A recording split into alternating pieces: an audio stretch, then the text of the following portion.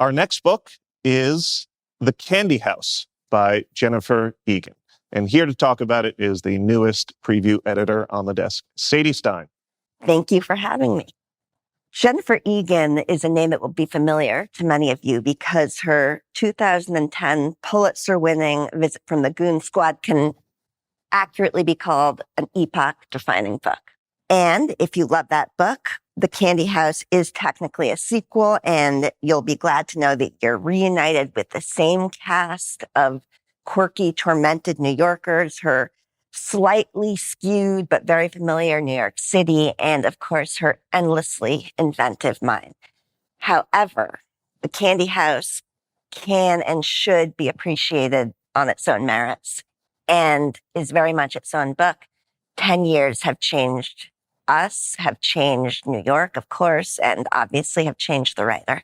And this is, as the title, which is kind of Brothers Grimm meets Candy Crush, implies, very much of the moment, yet timeless, and menacing but cozy at the same time.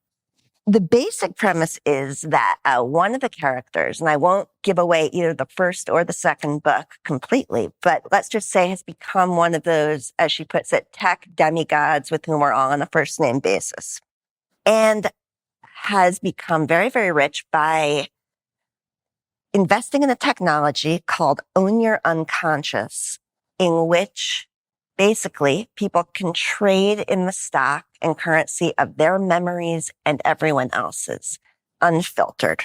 And this is as troubling, as addictive, and as creepily familiar and plausible as you might imagine.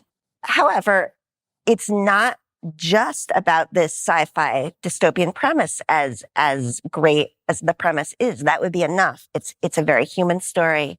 It's about people. It's about friendships. And it's very much about the world we live in which our lives are in some ways driven and informed, but in other ways responsive to technologies, but also in which those are reflections essentially of our humanity.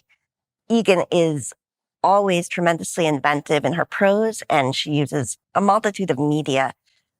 Lovers of literary fiction will find a lot to be excited about. It's a palpably intelligent book. If you like good literary fiction, it's for you. If you like science fiction, it's for you. If you like philosophy, it's for you. But most of all, this is a deeply pleasurable and thought-provoking read, which you can read for fun, but which will leave you thinking and wrestling afterwards in ways you both want and don't want. And in that way, the title is so apt because it tastes delicious. It may rot your brain teeth just a little bit down the line. As one person described it to me after reading it, it is an ultimately optimistic dystopia. And I think we can all use that right now.